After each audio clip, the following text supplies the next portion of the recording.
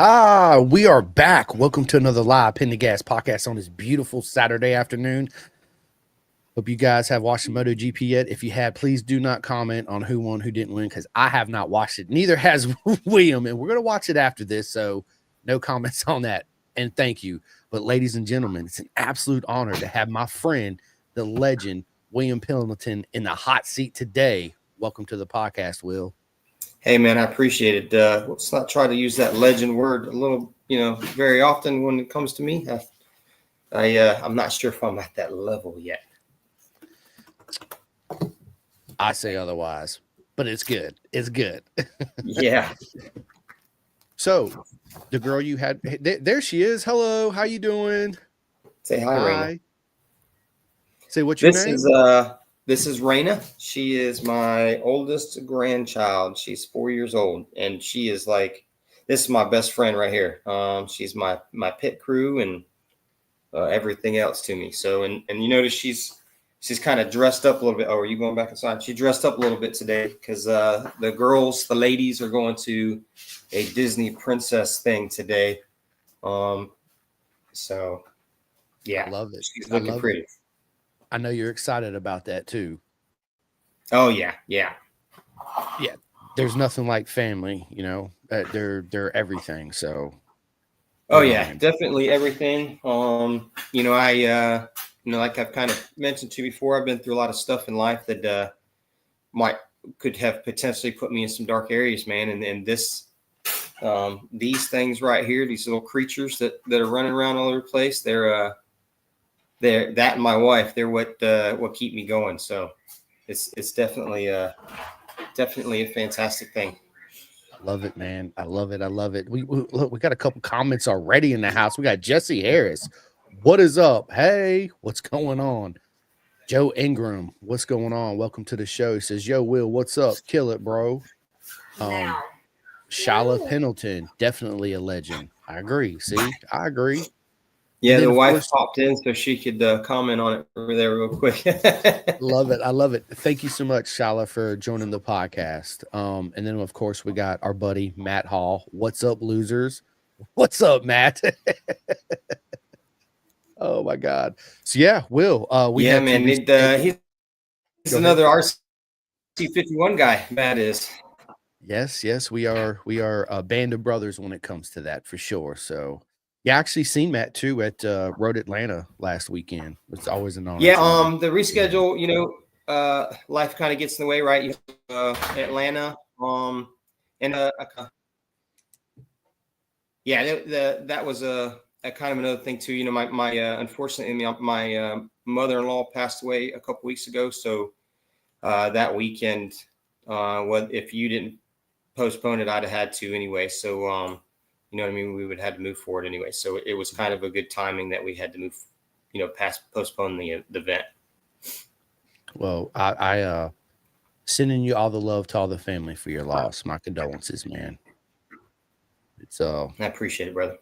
Yeah, it sucks, dude. It's part of life, It's something that we don't never want to think about. We push it back in our head until the time happens, and then you got to deal with it. So. Yeah, again, nothing but love to you and your family and everybody involved. Appreciate you, homie. Dude, so, I ended up losing a buddy to Owen Jenner in the BSB race at Alton Park, first race of the year last weekend, too. So, yeah, the whole world is, I saw that. Yeah. Yeah, man. Listen, on a happier note, William, dude, bro, it's good to see you finally. Yes, let's go. So let's just get into definitely, man. We've been talking for a while, huh? Yes, we have. So let's start it out, man. Where did your journey begin on two wheels? Lord. So as a baby, I was born in Daytona Beach, raised in Orlando, and my father raced in what used to be called the Florida Grand Prix Riders Association. My family kind of has a history with the Daytona International Speedway as a whole. And, I started there. So NASCAR, sprint car racing, motorcycle racing, that was all deep in the heritage. So my mom did a little bit of flat track stuff back then as well. So it's been a long time, man. 47 years of motorcycle racing. So yeah. I love it, man. I love it. That's the beautiful thing about our sport. It always starts out as, popping in son or daughter growing up riding. And we never imagine when we start I our love you, journey kid. on two wheels that where it brings us today and the people that comes into our lives because of it. Yeah, definitely. So so growing up from there, your dad introduced you to motorcycles, getting into riding. Did you ride throughout high school and everything too, or? Yeah, I did. So I was pretty fortunate. My high school back home in Orlando. Shout out to Lake Brantley. They had a motorcycle mechanics class, and we had a teacher, Ralph Doherty, who that guy was like a second father to me, man. So when I was getting bullied in school and stuff like that, he was the guy that I could always go to and talk to. He was a fantastic mentor. He raced Arma, AMA. He raced with some of the big wigs back in that time frame too. So he was pretty well known in the industry. And so I rode. I had a '75 Honda CB400F. Was my first real motorcycle that I bought from my uncle Tony in Daytona Beach. He used to own a Ducati Bimota dealership there. He still owns a shop. It's called Personal Cycle Service in Daytona. And yeah, so I rode all throughout high school and all throughout my life. But and then shortly after that, 1996, I joined the Army, and the military career kind of took off from there. What made you decide to join the military? And again, thank you for your service. Because without, everybody knows I grew up in the military, but without, again, let me take it back. Thank you for your service, because without you doing what you did, one, we would not be able to sit here and do this, much less race motorcycles or the freedoms we have. So thank you so much for all your love and support when it comes to the country. It means a lot to everyone.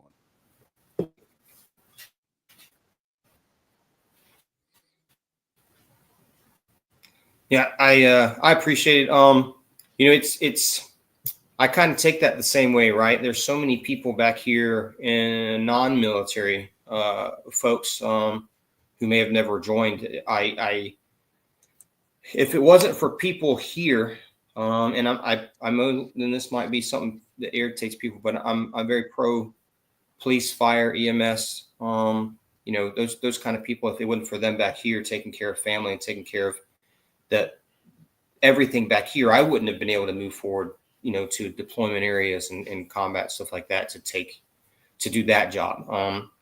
So the thanks goes both ways. It's I joined. So it's kind of a weird story. I wanted to go to the Motorcycle Mechanics Institute, and my little brother had a recruiter in the kitchen one day. I had just graduated high school. My little brother had a recruiter in the kitchen talking to him, my parents, and he mentioned money for college, which is, that's the recruiter's go-to back then, is the money for college. So, I sprung up and I was like, oh, I can go to the Motorcycle Mechanics Institute. So, I listened in, and there wasn't a whole lot of truth coming out of the recruiter's mouth, but, they're recruiters for a reason. So, they're I joined the salesmen. Army. Yeah, I joined the Army to go to the Motorcycle Mechanics Institute, and I did a 3-year stint.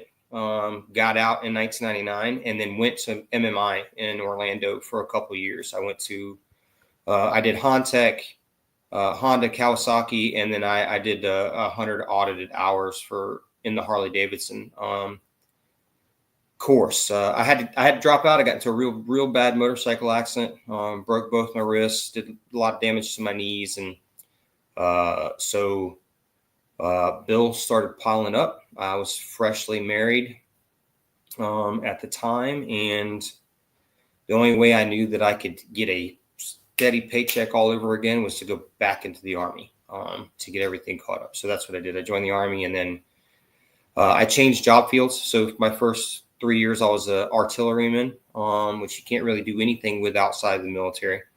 So when I went back in the second time, I decided to be a military police officer so that I could, I was going to do a few years and then get back out so I could have something to fall in. And then I just ended up staying in and I did 22 years. So Congratulations. I appreciate it. It was, once you get to that 12 and a half, 13-year mark, those 12 years went by, they hauled ass. Well, everything starts slowing down significantly. And the last year before you retire, you're like, Jesus, is this over yet? Like, can I, can this hurry up? Can I get out of here? So that last few years was extra slow. I could imagine, right? I could imagine. Yeah, again, thank you for your service. Yeah, It's you see my wife popped in there. Shayla says, thanks to your amazing wife. And it is definitely thanks to her. She's everything. If it wasn't for her, and this is something that, digs at my heart. If it wasn't for her being able to take care of the crazy things that happen here at the house and the girls, and if it wasn't for her, I wouldn't have made it. Dude, nothing but love to you and your family, man. It's very important to have a proper mega support system at home, right? It's the one place that Awesome. we count on to go home for it's our safe zone. I mean, let's just be honest. The home is our safe zone, right? And to come home and have people that fully love you and support you wholeheartedly means everything. It really does. Without the support system from my wife, I wouldn't be able to sit down and do as many podcasts as I do. Trust me. So yeah, they are our queens. They are our everything and make the world go round. So big shout out to all the wives out there that fully support their men. Nothing but love. Because without you, we wouldn't be able to do this. So yeah, man. Yeah. Speaking of MMI, I went to MMI. I grew up in Florida, right? Because my dad was stationed out there in the Navy. And then when I got out of high school, obviously I wanted to go to MMI, but my dad's like, well, they got one in Florida. They got one in Arizona. I was like, I grew up in Florida. I want to go to Arizona. I want to go somewhere nobody knows me. I want to go to a different place, different state, basically kind of start all over again, so to speak, right? Man, it's sun glare. So yeah, I took everything but watercraft and Harley Davidson. I did the Kawasaki, the Yamaha, the Suzuki, the Honda. Learned so much, met so many beautiful people out there. Matter of fact, that's what got me into doing track days, because here in Virginia, I knew of Corner Spin and Corner Speed just because of Racing World magazines and stuff like that, but there was nothing really advertised. It had a number on the website, blah, blah, blah. When I went out to MMI, met a bunch of gearheads like me and you, and they're like, dude, let's go do a track day. And I was like, let's go, say no less. And yeah, that's where it all started. Yeah, man.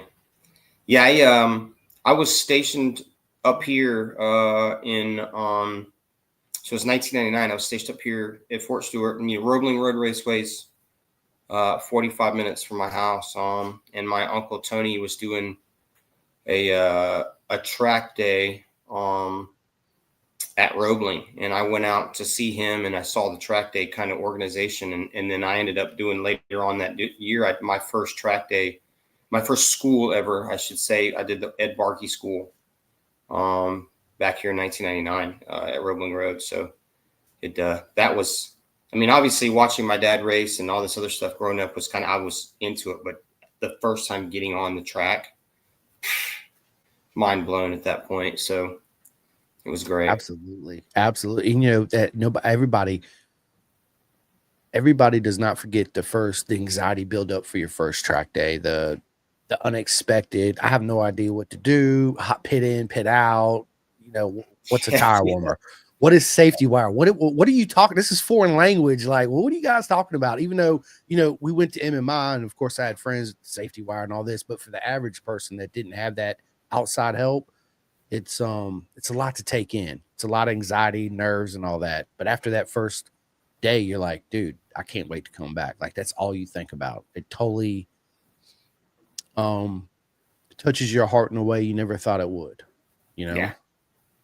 which is a beautiful thing. Absolutely a beautiful thing. So, dude, you touched about a little bit at the beginning, you know, the history of Daytona with your dad and all that. So let's talk about that.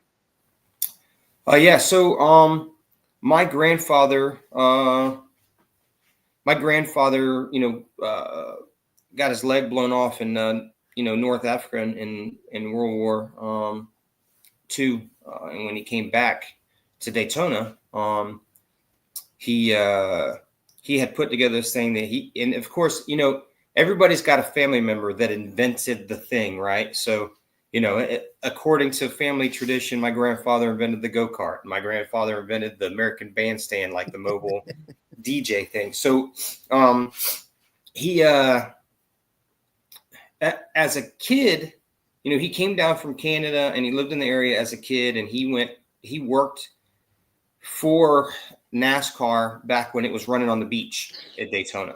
And then, of course, he went off and did military service. When he came back, he was doing this thing called like the American Bandstand type of thing, where he had like this mobile DJ party thing. And of course, this is way back in the day, right? So, and he did something for the Speedway. And this, of course, mind you, you know how family stories go. They've probably about this much truth at this point in time in life. But it's like I caught a fish this big. Yeah, it was really exactly. this big, right? Time, yeah. Next time he tells it, it's 5 feet longer, right? So, the story goes is that he was doing something for NASCAR, and he just started working for the Speedway. So he was an announcer for the Daytona International Speedway when they first opened up the Speedway itself. He drove the ambulance. He drove the pace car. He did all these things for the International Speedway. And they used he had a Plymouth station wagon that was kind of used as the track ambulance for a while. So he was pretty big in that. And they became close with like the family. And then both my dad or all three, my dad, my uncle Tony, and my uncle Rusty, and my aunt Ringo, all worked for the Speedway. So that's kind of they got to be pretty close with the France family. And, that my dad, for his birthday, one of the France folks gave him a CR 250 Elsinore flat track bike. And, he tried his hand at flat track. He admittedly said that he was horrible at it because he does not like lack of traction. So, he was good on the street as long as there was no slipping and sliding going around, which, if you really think about it, it's kind of an oxymoron, because he's racing in the 60s and 70s on a Norton 750 Commando with 60s and 70s tire technology. When we think about it now, we get on these motorcycles, we're like, I need the best, stickiest tire there is available. You know what I mean? And you got guys that have, back then, the race tire technology is probably worse than an off-the-shelf Dunlop GPR 300 nowadays. You know what I'm saying? So we have tricked ourselves into thinking that we need just the stickiest thing that's possibly put underneath us, and these guys are on just, I don't know. I don't even know how to describe racing something back then that it's just wild, So, and that kind of my father, got me into racing, and he passed away back in 2020, and when he passed away, I inherited his RC51. It's kind of in some pieces back here because I got to put a new clutch in it and a new fuel pump and some other things. But I raced that thing for 4 years, and the entire time that bike had a 100% stock unopened suspension. And I raced it hard best I could, because Dad always wanted to race it. And is he asleep? Okay. And he never got the opportunity to. So I put it on the track and I worked it. And then last October I had worked it out with Alex over at ASRA. And I basically retired the I love you guys. You guys have fun, okay? Mwah. Oh, you gonna come give me a hug, Booger? Okay. Give me a hug. I love it. I love you, baby. I love Be it. good for grandma, okay? All right. Bye, baby. It was nice to Bye. meet you. Hey, bye, everybody. Bye. Have fun. Love it. So, where was I? Oh, so Alex, I reached out to Alex with ASRA. I raced CCS back in 2010 and 2011, and they have changed hands and they're not ASRA. And I reached out to Alex and I said, hey, listen, this is what I want to do. So Alex was, I can't thank Alex Spellman enough. Alex with ASRA enough. He set it up. I went out. I took Dad's bike out. I raced a race, and then he paused everything so that I could pull in. And my wife had my dad's ashes in a backpack, and I threw the backpack on. So I'm on Dad's bike with Dad's ashes at our racetrack at Daytona, and I was able to run one parade lap at Daytona with Dad's ashes for the last time. And then we let him go in Lake Lloyd. So the speedway was phenomenal. With support, the ASRA and Alex was phenomenal with the support there. And then, of course, I had some of my closest friends there, with me at the time. So I had Raina, my granddaughter, that was just in here. She was running around the pits. And then I had Mr. D, Ralph Doherty, who was my mentor and second father growing up, showed up for the event. Jake Sutter, Dee these, a bunch of guys that showed up. Stuart Lancaster was there. Mateus showed up. I had some fantastic friends that showed up for me. And then Jake, I don't know if you've done anything with Jake Sutter, but that stinking joker comes out, first race with ASRA, goes down on the speedway, and I think he podiumed while we were down there. Never been on Daytona. Like, the guy's a flipping wild man. And then Dee does the same stinking thing. Comes down there, starts wearing people out. Never been to Daytona. First time at the track. I'm like, and then one more person too, Jamie Doherty, last minute shock rebuild for me for Daytona. So the first time I've ever been on an aftermarket shock on that bike. He did a full rebuild, revalve on that shock. And it took some moments. He gave me a warning. He says, check the settings before you throw it on there. I didn't. I threw it on there, went out for a practice session, and the bike was just like, I was like, oh, what has happened to this thing? It's just horrendous. And come back and realize that there's zero preload in it. But yeah, so that weekend, and that, that was Grandpa Speedway, and my family worked there, and my dad's racetrack, and my dad's bike and my dad's ashes, and it was just nothing better. That was, I don't think I could have asked for a better closure, for me when my father passed away. You know what I mean? It's fantastic. Yeah, it's a beautiful story, man. It's a beautiful story. Thank you for sharing that. It's absolutely amazing. I couldn't imagine the emotions, going through that. I'm sure being at the Daytona Speedway, doing the lap with you and your dad on your dad's bike was the best experience ever. Yeah, it absolutely was. 100%. 100%. And Dee just popped in the chat and mentioned something else that happened that weekend too. Is I'm a massive Isle of Man nut job. I honestly, Northwest 200, Isle of Man, those kind of races, like I would probably donate both of the boys down here for an opportunity to race, Isle of Man or the Northwest 200. And I got the opportunity to meet Gary Johnson and Mike Mason when I was down there. And, those guys were, awesome as well. So, and that's where I met Stuart Lancaster that you had on the podcast one day, was at Daytona. And he was a super stellar dude, man. I had a lot of fun with him. Yeah, dude, Gary Johnson, he's absolutely amazing. For those who don't know, he's a TT legend, right? I met Gary at BSB in 2023 at Cadwell Park. I'm standing there with my good mate, Dave Neal, which runs Off Track Podcast out there in the UK. And he taps me on my shoulder. He's like, You know who that is right there? I was like, bro, it's Gary Johnson. Let's go. I walked up to him. I was like, Gary, what's up, man? Yeah, he's I've talked to him a bunch on through Facebook Messenger and all that. He's Yeah, super cool absolutely guys, man. amazing. Yes, dude. The Northwest 200 just got done. My man Davey Todd did it, right? So Yeah. let's go. That's why I'm sporting the DT hat. The Isle of Man TT's getting ready to come up. I already done signed up for the 2025 TT Plus app as I do every year. Yes.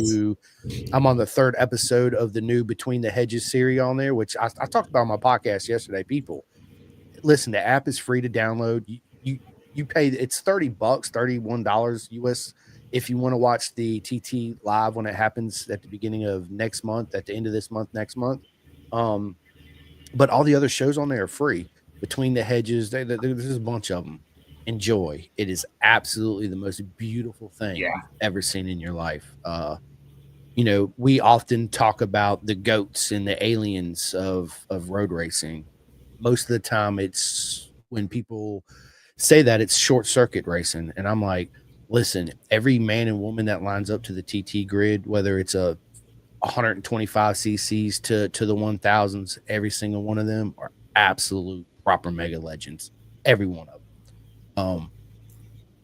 Yeah, I'm a TT lover just like you at heart. I say it all the time. If somebody come up to me and said, look, you can only watch one race a year, one series, whether it's BSB, Moto America, TT, it's easy for me. Yeah. TT, give me my 2 weeks. The rest of it, I'll just, I guess, see on Facebook or whatever, right? So, Yeah, exactly. I got friends that race Moto America, you know what I mean? And I'd have to tell them, sorry, I'll kick rocks. I'm watching. TT, baby. That's it. Let's go. I'm not paying attention to you this weekend. Right. Dude, it's my bucket list is I will make it to the TT. I even told my wife, I say, if I drop dead from a heart attack right now, it's me and you are doing this. Dude, put me on a plane, take me out to the TT. I don't care where you put me, leave me, enjoy the rest of your life. Boo boo, I love you. Right. So yeah, that's where I'm at with that. It's such a beautiful thing. And it always boils my blood when people talk a lot of trash about the TT. Oh, it's so dangerous. It's this, it's that. I've got a lot of slack too, over the incident that happened at Alton, but it's part of the beautiful journey of life. How fortunate would any of us be to go out the way we want to be? Absolutely. Or do? You know what I mean? So it's like you're not gonna tell a skydiver, oh, it's so dangerous, don't go skydiving. Listen, they already accepted that risk, right? That is a risk that they're willing to accept for that rush, that adrenaline, that freedom. Same thing at closed circuits or open road circuits. Well, there's not a circuit, but open roads, right? Yeah. It's something that a lot of people don't pay attention to either, and it kind of goes into kind of what my career field as well is more people die each year on a stretch from I-95 from Miami to Jacksonville on a motorcycle than do in every type of racing throughout the world over an entire year's time frame. Even if you do have a bad year at the TT where there's 5, 6, 7 people pass away, there's still, it's this much compared to the amount of people that die in accidents on the road, on a regular basis. So we take a little bit more risk, but the part of that's mitigating that risk is you're in a controlled environment with like-minded individuals that hopefully all have potentially the same skill level, depending on whether you're racing or on a track day or not. So the potential for risk is, it seems risky. Everybody does this thing like, oh, speed, fast means death, but does it? You have a higher chance of dying in your car on the way to work, than you do on a track. So 100%. No, 100%. Jesse says I-95 is wild. It is. It's just like the stretch of 81 here, because I'm in Roanoke, Virginia, right? And then that stretch, pretty much the whole, is one of the deadliest highways there is on the East Yep. Coast. It's yeah, man, it's crazy. And plus, it's not like it was back when me and you and probably 3/4 of the people listening to this, we didn't have these, right? Not everybody's doing this, Right. driving, not paying attention. People, I mean, how many times out of a day you come to a stoplight and somebody's sitting there on their phone and the light's been green for like 30 seconds and you're like, what are you doing? Like, pay attention, right? Pay attention to life. Forget the phone, put it down. So Shala says, I truly miss our Sunday coffee rides. Yeah, Shayla, so we used to, it's kind of a wild thing. So Mark Faulkner, so a bunch of us used to do these Sunday, we used to call them Mitsu rides or coffee rides. So it's something that Dee kind of mentioned in there. There's an area close to here, because, Southeast Georgia, there's not a lot of corners, right? So we had this place, we called it the Mitsu GP, and it was kind of an industrial park type area. There wasn't really any traffic out there, and it had some, 6 or 7 really nice curves, and we just rip up and down on Sunday mornings. And what we would do is we'd go out, we'd meet at the Coffee Roasters downtown Savannah, and we'd do a safety brief, because there were people that would show up that weren't. There was different skill levels, just fast guys, down to slow guys. And Jesse Ruling, that's where he lost his squiddliness and decided to actually pick up racing. And now he's out there racing Moto America as well. So, we'd go out, we'd do a quick safety brief. Hey, ride your own ride. Everybody's geared up. Now you had some scragglers that would show up and that kind of thing. But Shayla would be on the back.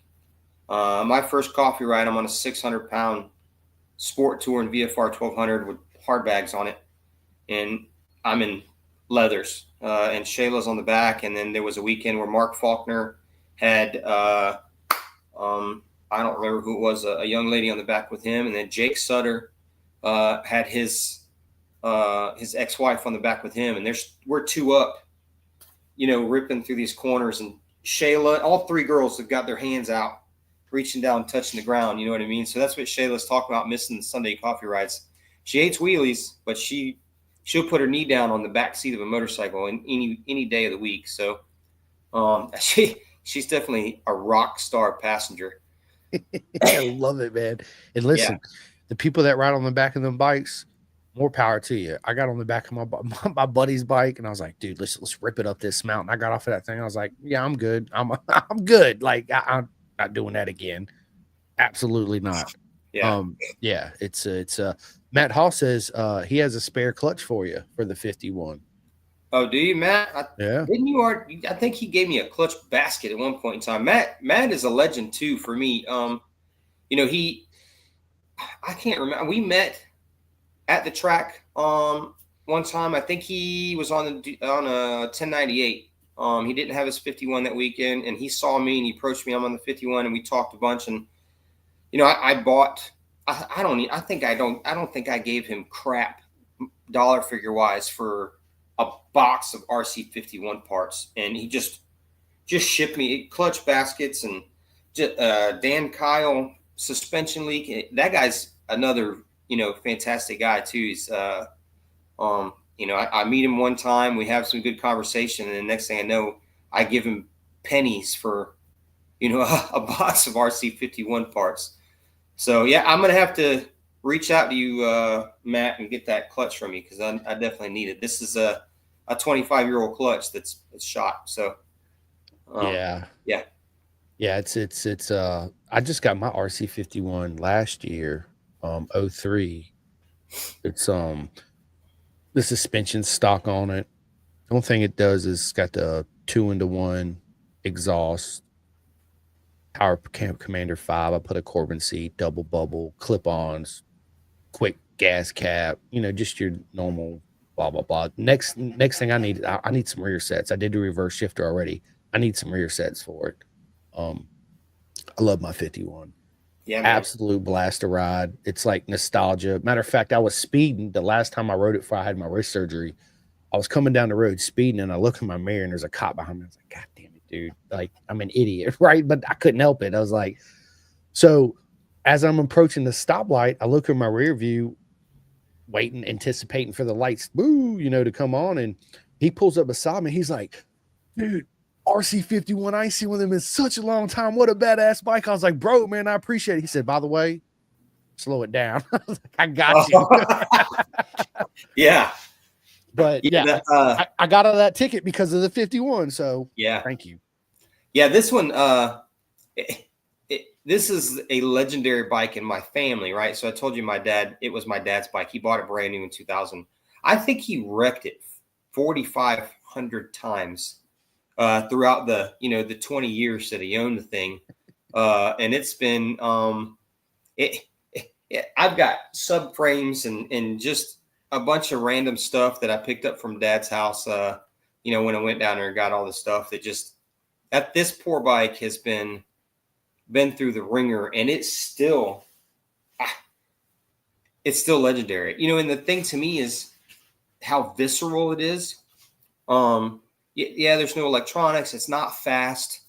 It's not the best handling thing out there, but it's raw, right? It's a super raw bike that you have to learn smoothness, and you have to learn how to make that motorcycle go fast. You know what I mean? Like without the technology, my Tuono that I got back here, this thing is the rawest, most visceral thing I've ever ridden in my life. It's an absolute monster as far as a motorcycle goes. No, it's not an RSV4 with 215 horsepower. It's got 170 crank. But the rawness is there that is just like this RC51. Yeah, it's got electronics, but it's the V4 and the sound, and it's an unruly motorcycle. And the only motorcycle I've ever ridden that's closer to the 51 than this, as far as that raw visceral feeling, is a Super Duke, KTM Super Duke R. Monster. That thing is 100 pound-feet of torque monster. You know what I mean? And that's a super raw motorcycle. This one's a little more refined, but I love that raw, visceral feeling. You know what I mean? And it just makes you feel alive. And most of the time, this is my street bike. I track it quite a bit. And just to say that I raced it one time in basically stock form. But it's one of those things that kind of digs in here and it makes you feel things. You feel the motorcycle versus raw emotions. The raw emotions. So I just basically turn all the electronics on this when I'm riding around most of the time. Obviously, weather permitting, and what happens, I might turn the traction control up a little bit because it is a nasty. It is pretty nasty torque wise. So. Oh yeah, there's a bunch more upgrades I want to do. I did recently do a Brembo 19 master cylinder. I did a slave cylinder, and then I did the aftermarket clutch master too, which made my clutch, when you pull it in, it don't even feel like it's working. Like it's so soft and so it's absolutely the best clutch in the world. It's like best mod ever, 100%. So absolutely.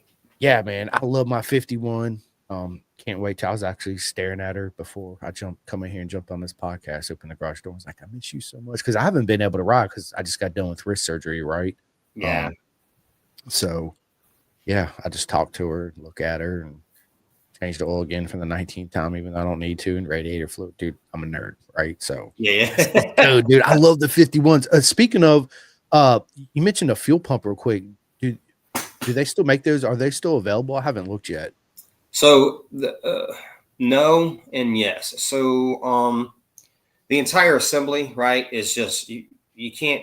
I have not been able to find it new. Now there are significantly more ridiculously smart RC51 guys out there.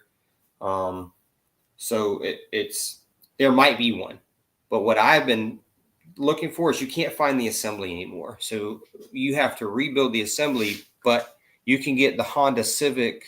Oh, Josh just popped it in there too. You can get a Honda Civic fuel pump. And when I get the opportunity, I'll shoot you a message with the part number. But Yeah, shoot it to you me. get the RC Honda Civic fuel pump. It's just the fuel pump itself, just the little motor. It goes right in there and it works fine. So the assemblies you can't get, but the pump portion of the assembly you can replace with aftermarket. And there's a bunch of different ones that work, but the Honda Civic one is the most common, I believe. Universal, right? Yeah, I love it, man. I love how ingenious people are getting to with a, because the 51 is such a unique motorcycle. I tell people it's the best bike Honda's ever built. Period. Yes, the new 1000's faster, lighter, yada yada. Who gives a shit about that? The 51 was a bike that Honda got tired of getting their ass kicked on the RC45 by Ducati on the V twin. So they're like, you know what? We're going to build a twin solely just to beat Ducati. Not only did Honda, HRC stepped in and they worked together to build this bike, sole purpose just to do one job, which is what it did, right? Yeah. It's one of the only bikes too that's got HRC stamped on the cases. So it's a special bike. You know what I mean? It's one of those.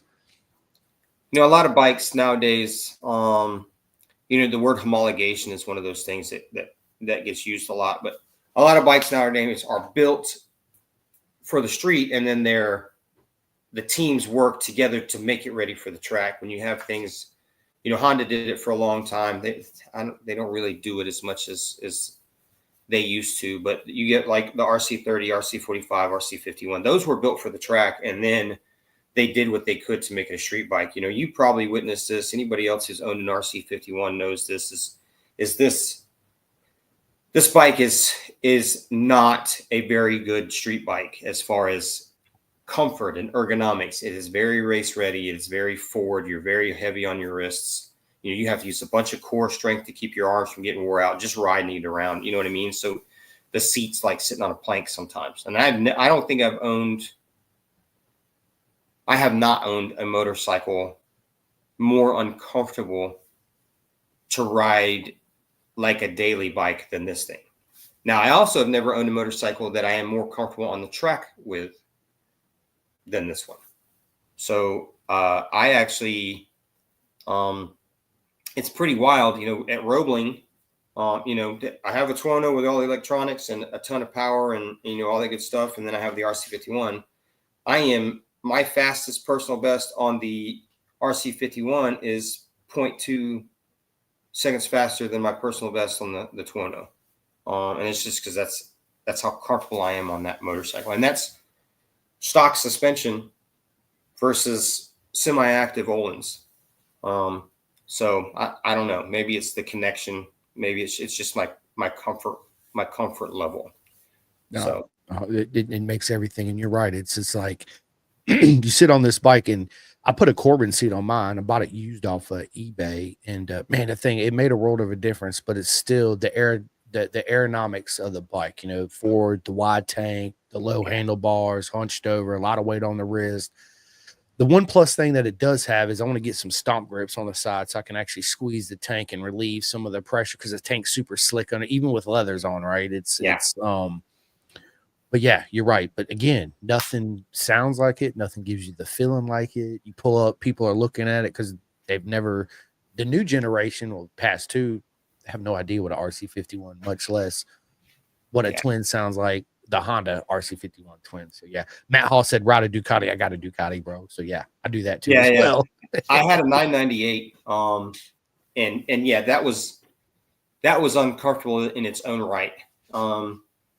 But yeah, that was another one that was fairly uncomfortable. I still, and maybe it's just me the way I'm built. But the 51 was definitely more uncomfortable to ride on a regular basis. So 100%, man, 100%. Will, so we family at home is very important, and I see and hear from you speaking. Your family at home is absolutely everything. Yeah, they're everything. Without my family, my wife in particular, there would be no racing. There would be no motorcycles. There would be no, I don't know. There'd be a lot of nothing. in my opinion. She's my second wife, and she is the complete opposite of the first one. She gives so much to me. She knows that, I have a lot of demons, skeletons, that kind of thing. And she knows that the therapy is being able to get on the track. She knows that the grandbabies, help with my therapy quite a bit. Even though, sometimes, the kids, you want to front kick them in the chest. You know what I mean? Because I do. Trust me, I do. They're being a little bit unruly. But otherwise, yeah, the boss lady, she's everything. Yeah, she don't put up with no shit. That's for sure. But at the same time, she puts up with my shit. You know what I'm saying? That's because she loves you and she loves your shit, right? Yeah, I get it, dude. Yeah, absolutely. And I love her. She supports everything. Everybody, and it's funny. She's like mama, right? So, we go to the track. And of all the people that I know, Jake Sutter's probably caught it the most. But she's mama. Hey, you're doing something stupid. Stop, Jake. Cut it out. You know what I mean? Like, even if she meets you for the first time, she's quiet for a little bit, but otherwise, she's there, and she is. She's the track mama. She keeps people in line, and it's pretty awesome. So I can't wait to meet. So, which brings me, are you guys coming to? I'll be down at Road Atlanta for the Cycle Jam race at the end of this month. Are you going to make it there? I don't know. I would like to. Probably not going to happen, but we'll see. I think so. What I'm looking at is I've backed off racing. I didn't do much of it last year because I wanted to make sure I was prepared for October to run Dad's Bike at Daytona. This year is a little bit of the same. We've had a lot of career lifestyle changes in the family and trying to adjust to that. But my focus is I'm going to race the endurance at Roebling again this year with the fam, and then I'm going to try to attend Pig Fest in August, which is the National RC 51 meet at up there. And then the other thing I want to do too, man, is that I want to coach. I think I want to focus on trying to get on with an organization to be a control rider.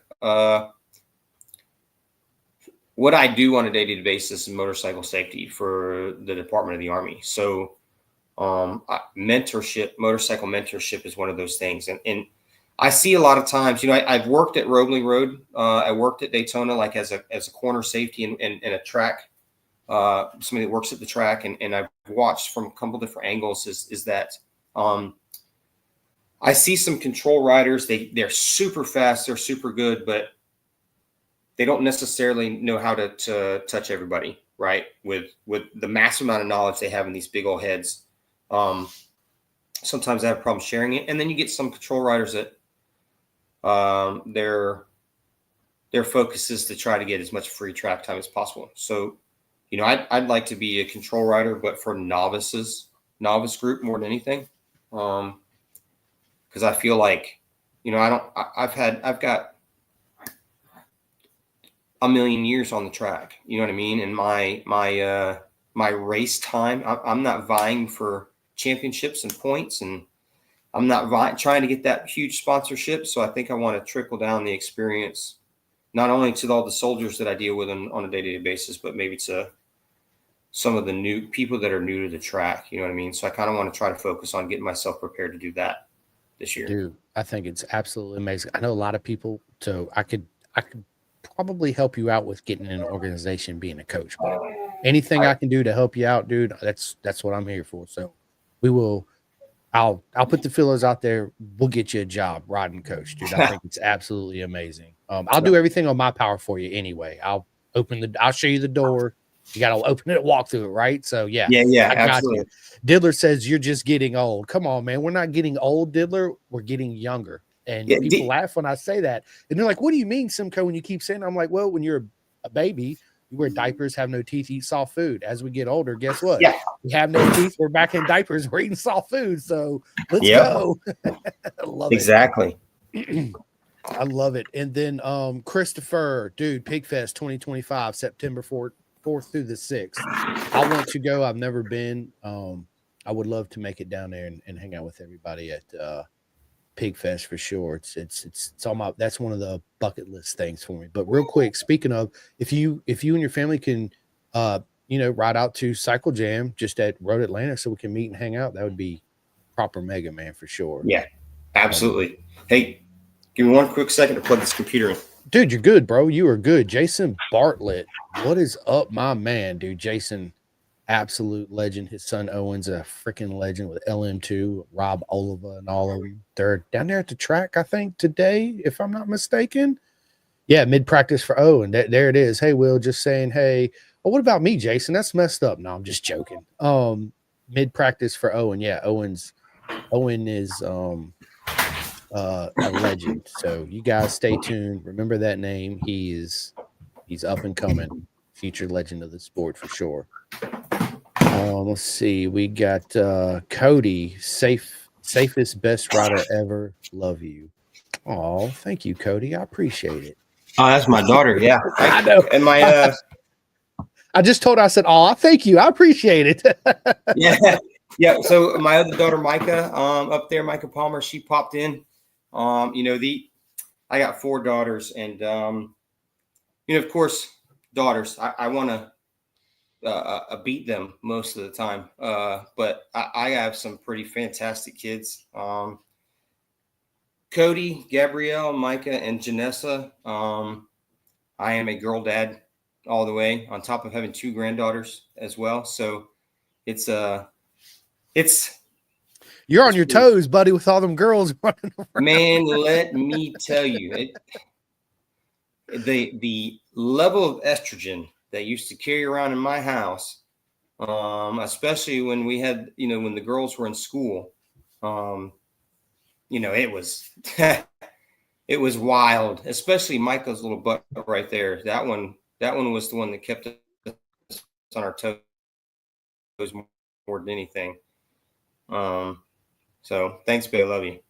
Yeah, dude, I love it. Because every time you say that, you're like, I just want to choke him out. It goes back to, I always vision in my mind, The Simpsons. I remember growing up, we all watched Simpsons, Homer just choking the shit out of Bart. And there are times where I look at Rossi and I'm like, bro, like, I just visualize me just and just letting go. So yeah, I'm in with you 100%. They, kids are, everybody knows my son is absolutely 100% my everything. That's where I focus 99.9% of my energy and my time. Matter of fact, and I tell this all the time, this is the main reason why I sit down and do this, to leave it to him. Not it don't matter to me if he wants to continue the podcast, but I want to leave this behind for him so he can see me, hear me, see me laugh, do what I love to do, to leave it for him. That's the main reason why I do this podcast.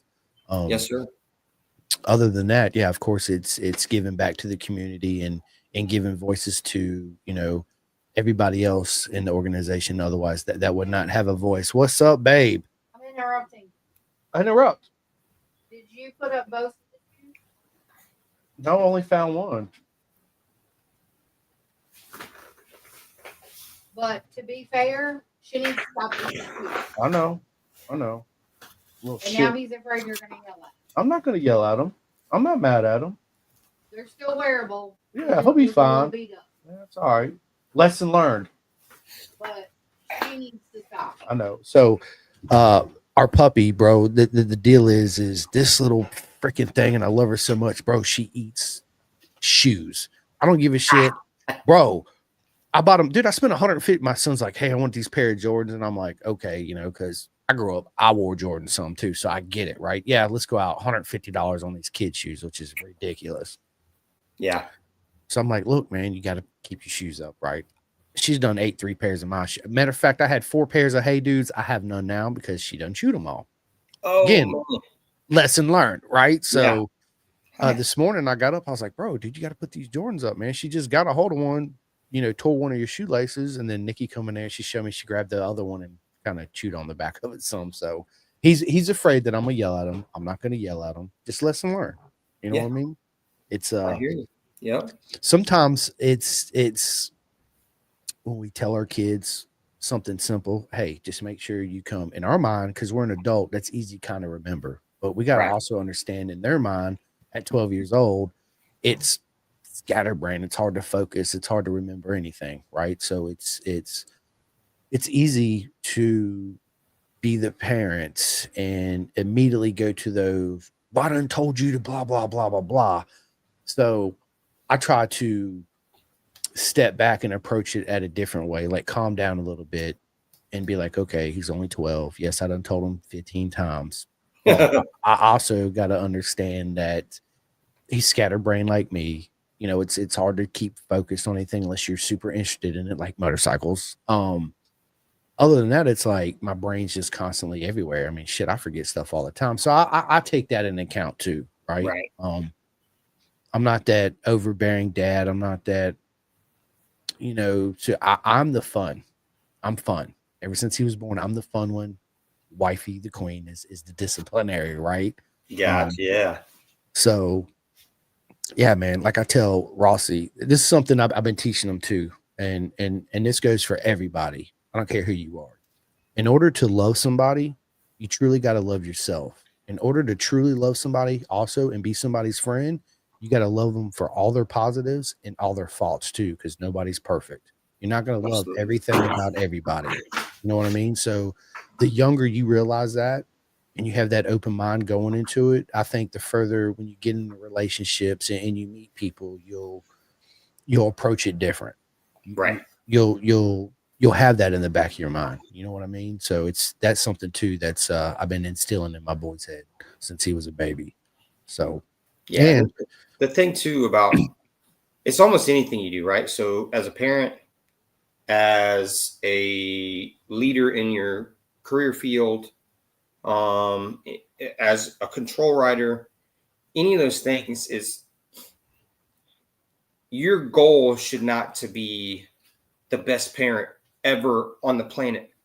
Your goal should always be to make sure that you understand where your mistakes have made, and you want your kids, the people that you lead on a day-to-day basis, career field wise or on track or anything, you should be happy and you should be preparing them to be better than you. Right. So, one of the big things I've always lived by when I was, when I was working, when I retired from the Army in 2019, I went to go work as the store manager for Cycle Gear in Savannah. Train your people to leave, teach them, treat them so they want to stay. Right. So it's the same thing with kids. You're preparing them, you're teaching them, you're training them, you're giving them all the stupid crap that you've done throughout your life. You're trying to prepare them to understand that those are stupid things so they don't repeat the mistake. And I want my kids to be a better parent than I ever thought that I could have been. You know what I mean? I want my grandkids. This is Killian, by the way, the newest of the clan. Hi, Killian. He's 6 First months podcast. old. I love it. Yeah, 6-month-old grandson. Love I have it. another grandson, Cairo. But I want my grandchildren to be better parents than their parents. Yeah. You know what I mean? I do.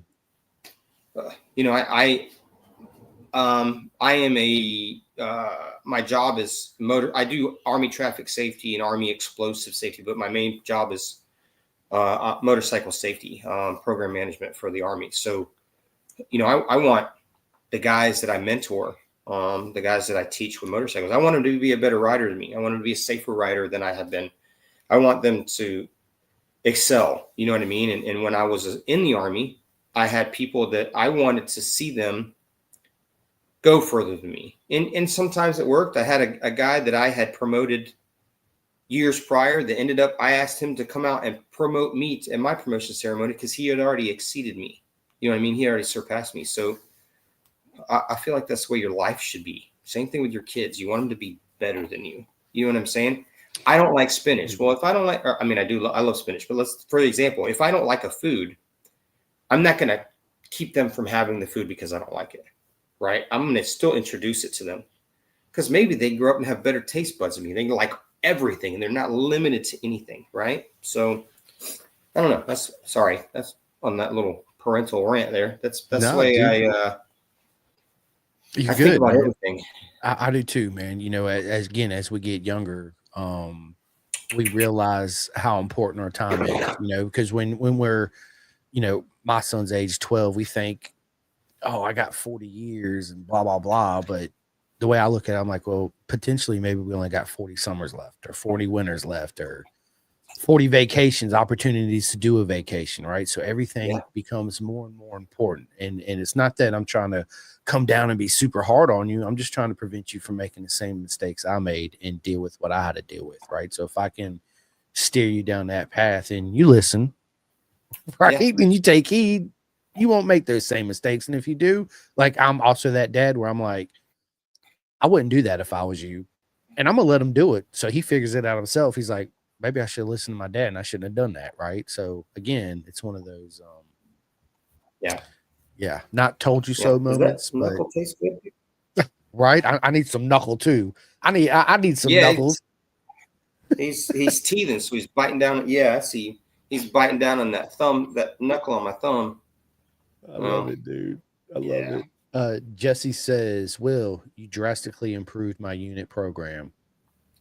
So Jesse Harris, he's retiring from the Army here real soon.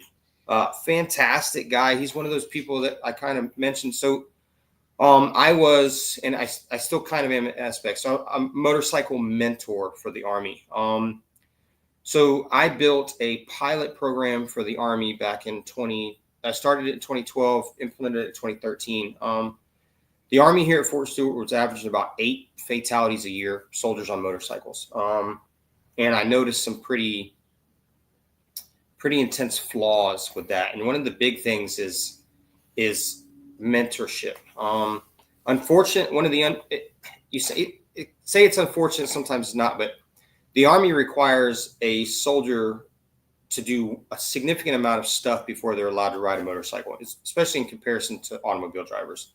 Soldier can go out and buy 1,020 horsepower Tesla Plaid and not have to do any additional training, right? But if you want to ride a motorcycle, you have to do quite a bit of stuff, you know. And one of the things is they had leaders in the Army who never touched a motorcycle trying to tell soldiers, you know, how to be safe on a motorcycle. So I built a pilot program on motorcycle mentorship, based off motorcycle mentorship and based off of the philosophy that these kids are going to do something stupid, whether you tell them not to or not, because members of the military are already more apt to take risks than your standard person, right? So I signed up for the Army, right? Where 99% of the population does not. So I automatically took a little bit more risk. So as a soldier, we're apt to absorb more risk. So any member of the military. So riders, that's going to trickle down into them riding a motorcycle as well, right? Especially you got these guys that go down range, go Iraq, Afghanistan, wherever they go, make a ton of money, come back, and now they've been a year with adrenaline pump. How are they going to let that out? So they hop on motorcycles and they go out and kill themselves. So with the thought process that they're going to do something stupid, I want them to survive stupid, right? So let's mentor them. Let's make sure that the people that are mentoring them have the knowledge to trickle down to these kids, because some of them don't even know how to check their tire pressures.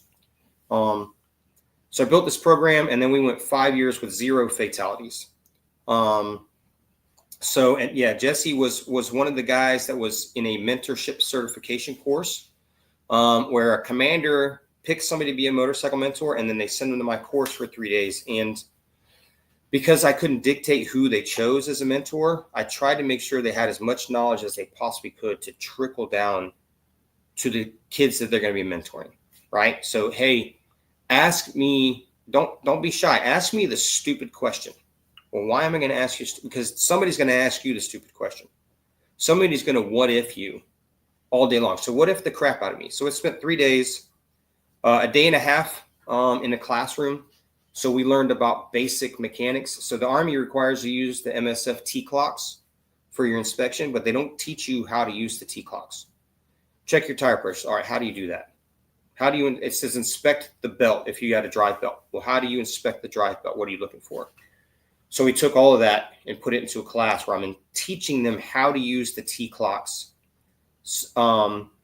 You know what I mean? So when they teach them how to use the T clocks, they can teach the people that are riding the motorcycle on basic maintenance, right? So we talked about tires, we talked about suspension, we talked about chassis, electrical. How many times have you seen somebody with a massive amount of neon lighting, right, on the motorcycle? Well, where are they wiring that crap into?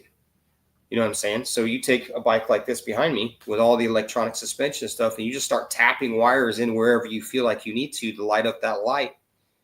What are we doing to the motorcycle? So it's all an educational piece. And then the other day and a half is hands-on. So we do a day of actual physical learning how to maintain the motorcycle. We do a lot of kind of above what the basic MSF stuff does.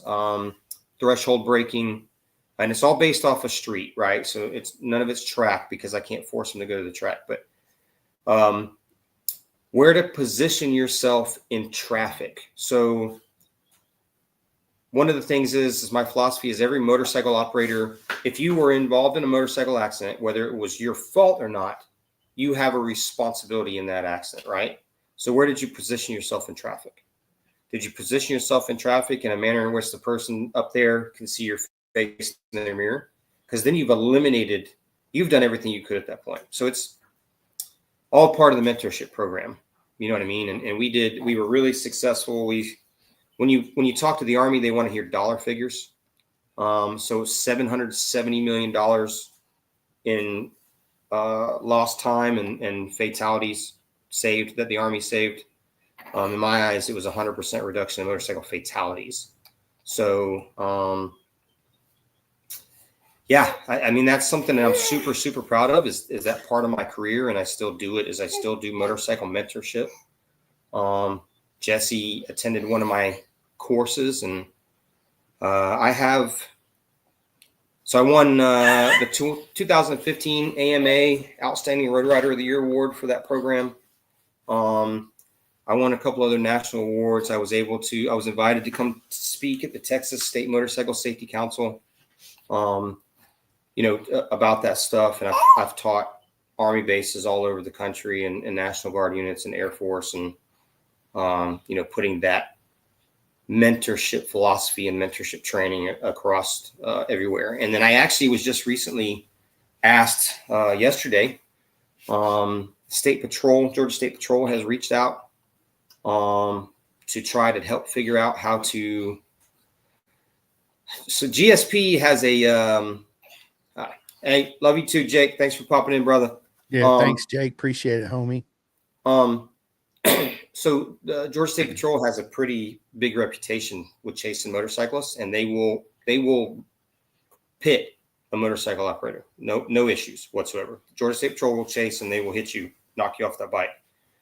So they're trying to reduce that significantly, and they don't know how. So somebody up there caught wind, and the local troop here reached out to me as somebody way up higher in the GSP. I got to figure all this stuff out.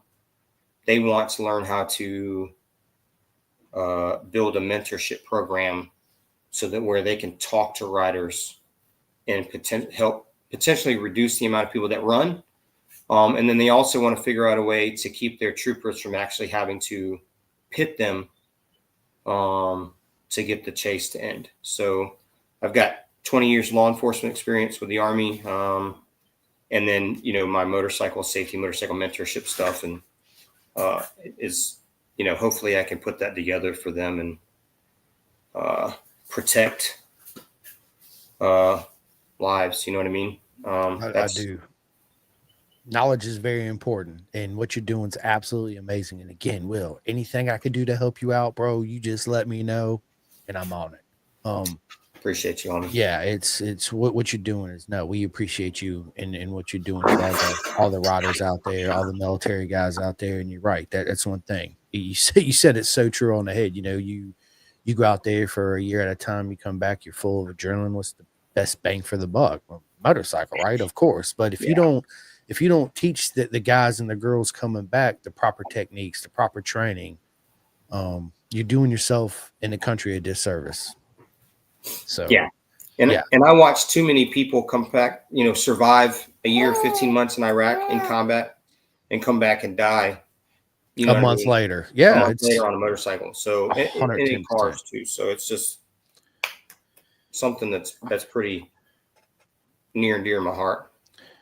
It's near and dear to everybody's heart, and it takes somebody to step up and want to make that change to make it change, and that's you, my friend. So congratulations. It's freaking awesome. Again, if I can help you out in any way, just let me know. I gotcha 100%. Because I want everybody to be safe. I want everybody to learn. I think a lot of it too, man, just me, being in the industry and track days and racing and yada, yada, yada. It's like, it's hard for especially men to put our egos to the side thinking we know it all. You get somebody out here that's new to motorcycles, United States will let them go out and buy the 220 horsepower, blah, blah, blah. No riding experience at all, right? What do you think's going to happen? I mean, it's I wish we would go more like what the UK does. You start out a little 50 for X amount of years and a 125, then a 250, and then 8 years into it, you get an unlimited license. But dude, you got 8 years riding experience by the time you jump on a big proper bike, right? Yeah. Hopefully you've learned and you took some rider courses and safety courses and mentorships, right? And to further progress your awareness of riding and teaching you the proper techniques, and don't target fixate, keep your head up, stop looking down, drop your shoulders, blah, blah, all that stuff that goes along with it. So yeah, man. Dial, what is up, my man? He says, Chris, that shirt is dope as F. Thank you, brother, man. Thank you. I love it. Let's see. Let me get back to, man, dude, we're already an hour and 12 minutes into this podcast. It goes by so quick. Good gracious. Yeah. I know, man. I know. Matt says, guys, got to run. Just holler at me for the clutch. I'm sure I have to dig it out of a pile later, bitches. Thanks, Matt. Matt, I'll let you know, brother. Awesome, oh, man, I love it. But yeah, man, listen, dude, this has been a lot of fun. Will, let's definitely sit down and do a part 2 of this, because there's still so much more that we got to talk about. It was an absolute honor to see all your grandkids, your 2 grandkids on here. And it's also an honor to have your wife and your kids on here commenting in. But before we end this podcast, I do want to ask you some personal questions. Yeah, man. For those of them out there that don't know, might learn something about you. There's quite oftentimes I get my friends on here and people will be like, I never even knew that about them, right? So I love that part of it. So yeah, first things first, bro, man, what's for dinner tonight? Whatever my ass makes. I know that's right. I'm usually the cook too. I love to cook. So actually, I spend most of the time cooking around here. But I think, I don't know. We'll see what I can talk the wife into tonight, or what she could talk me into. She's pretty indecisive. It's one of those standard things like, hey, what do you want to eat? I don't know. Well, what about this? No. Well, then you do. What do you mean you don't tell me you don't care? And yeah, and then you care. So we'll see, man. I got, there's a little bit of leftovers, but I think we're all kind of leftovered out. So I'll probably pull some meat out and get it cooked up tonight. Yeah, I don't know what I'm gonna do. I'm gonna do some. I'm kind of in the mood for some hot wings. I might go to the store and buy some hot wings. And I am never not in the mood for hot wings, dude. Bro, hot wings are so good, dude. I love them. I love them. Yeah. Yeah, man. Do you have any pets, bro? So yeah, I have 3. So I have Xena. She's my blue nose pit. She is 6. And then I have 2 cats. Now the cat stories are unfortunate because I do not like cats. So a couple years back, my wife's birthday, I took her up to Helen, Georgia, kind of like the Germantown type of thing. on the way back, we were driving back, and somebody threw a couple of kittens out the window of the car in front. They were in front of us. They threw some kittens out the window. So, of course, I stomped the brakes. One kitten went this direction, and the other one just stayed. It was like, that moment for that cat. And I picked it up, and it had its tail run over. And, I don't like cats, but I'm not a dick. So, we grabbed the cat, and we cleaned it up, and we went the rest of the way home, and we ended up taking him to the vet. And so now it's our cat. So we have 2 years old cat named Spinks, a little bobtail joker now. And then my granddaughter, Raina, the one that was just in here, I don't even remember where I was at the time, but my wife FaceTimes me, and she goes, "Your granddaughter wants to ask you something." And I was like, "What?" She goes, "Grandpa, can I have a cat?" And I'm like, "You got to be flipping kidding me." So now we have Dos Kittinos. And her name is Sassy, and this cat is a psychopath. So yeah, 3 animals. I've always been a dog person, a big dog person. You know what I mean? And but now I got, my Xena, my blue nose, and then a couple of tabbies. I love it, dude. It's good. I'm the same way. I'm a cats are okay. I'm a dog person through and through. We got 2 cats too. One, she's just a bitch. The other one, his name is Monster, and there's a reason why his name is Monster, because he's freaking psycho, dude. Like, what? Yeah, Jesse, I'm here for it. Love the podcast. Thank you so much. It's an absolute honor. You made my day, my man. Appreciate it. Mother's Day weekend better be something exquisite. You heard that. Yeah, and I get told what to do by that child on a regular basis. She's the one I've been trying to disown my whole life. She just never seems to go away. But she's and actually that's you have a cat named Monster. That's the kid that's always had the nickname Monster. So so Mother's Day is tomorrow. I don't know what we're making, but I'm sure that your butt will eat something good, Micah. Something good, 100%. Diddler says, "Well, you are a bit of a dick." We're not supposed to tell everybody, Dee. Jonathan Salee, he's a good buddy of mine. What is up? He says, "Monster is a big ass cat. My cat Monster." Oh, he's a big cat. He's a big. People come in, they're like, "Holy shit, that's a big ass cat." I'm like, he's a dick. Yeah, he's a dick. So anyway, what are you doing? Dude, I love it. Are you a coffee drinker, bro? No. I don't like coffee.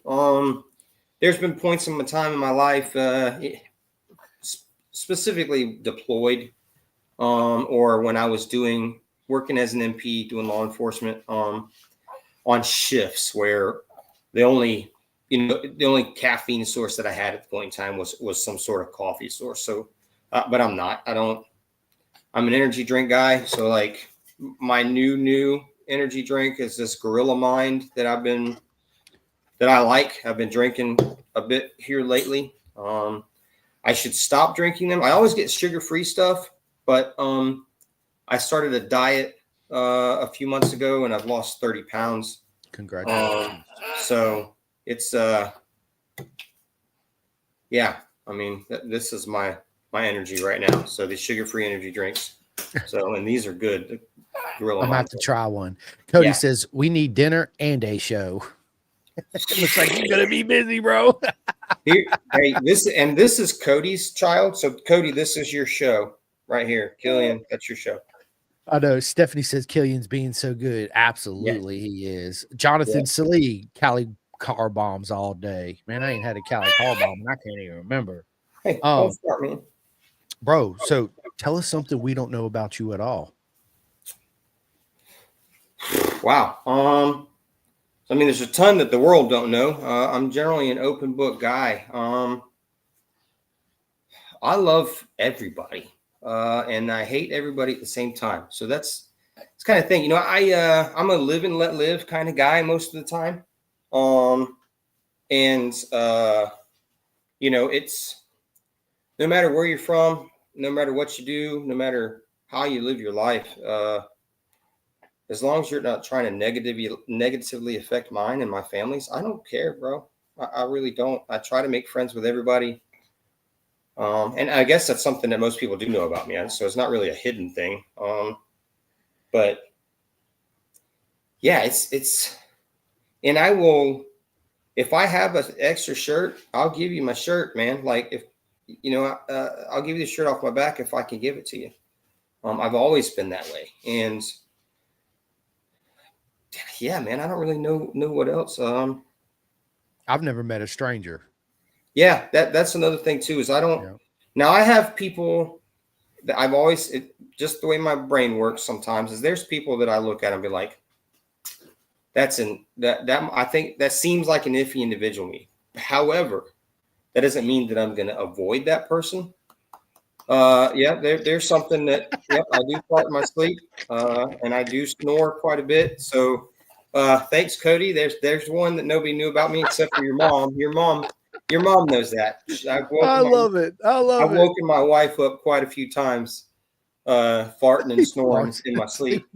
And the funniest thing is that Raina, my granddaughter, farts as much as I do, and we'll run around the house ripping it. And it pisses my wife off. It's fantastic. I love it. Yeah. I love it. I love it. That's awesome. He farts and it's like, there you go. There it is. There it is. Oh my God. I love it. So, yeah. What's your worst habit, bro? I don't know if saying yes too much to my grandkids is probably my worst habit.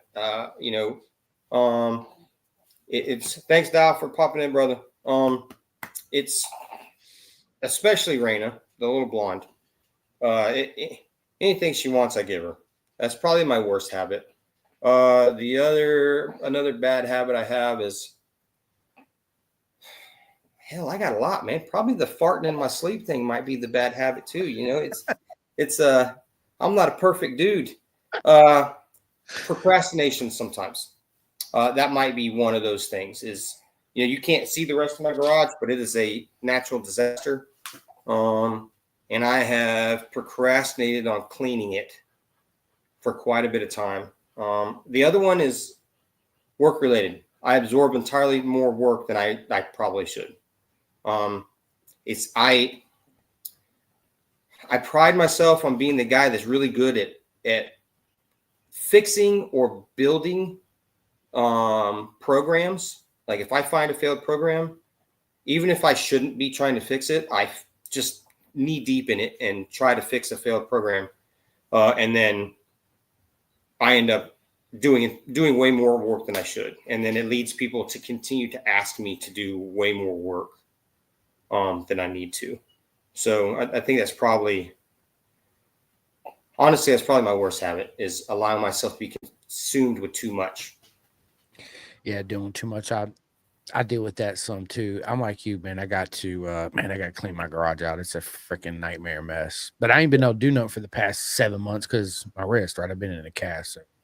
Right. Here for too long, it's gonna be completely cleaned out and back to the way Diddler says, I have to go. Love you, bro. See you soon. Well, I love you too, Diddler. Yeah, absolutely. Love you too, homie. Thanks, man. I'll see you later.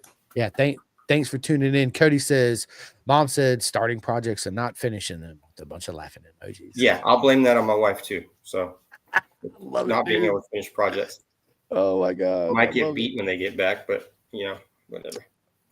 So everybody knows I listen to a lot of audiobooks. I'm a big audiobook listener too. Do you listen to any audiobooks? Are you a book reader yourself? So I am mentally handicapped. I do not like to read. I am a pictures guy. So like even subscriptions to motorcycle magazines, right? I'd find myself, I'll read the specs of the motorcycle, but I won't read shit else in the magazine. Look at the pictures, read the specs. I have a book sitting on my end table. So kind of another family backstory history. I don't know if anybody's familiar with Greg Allman on here, but my dad and Greg Allman were really close friends, Daytona Beach area. And my Aunt Ringo ran a bar called the Rec Bar, which Greg Allman and Allman Brothers, everybody played at. So this guy wrote a book. It's called Greg, Ringo, and Me, or Dwayne, Ringo, and Me. And it was about Allman Brothers and my Aunt Ringo. And I still have failed miserably to read that entire book. And I think I've owned it for quite a while. You know what I mean? I ordered one.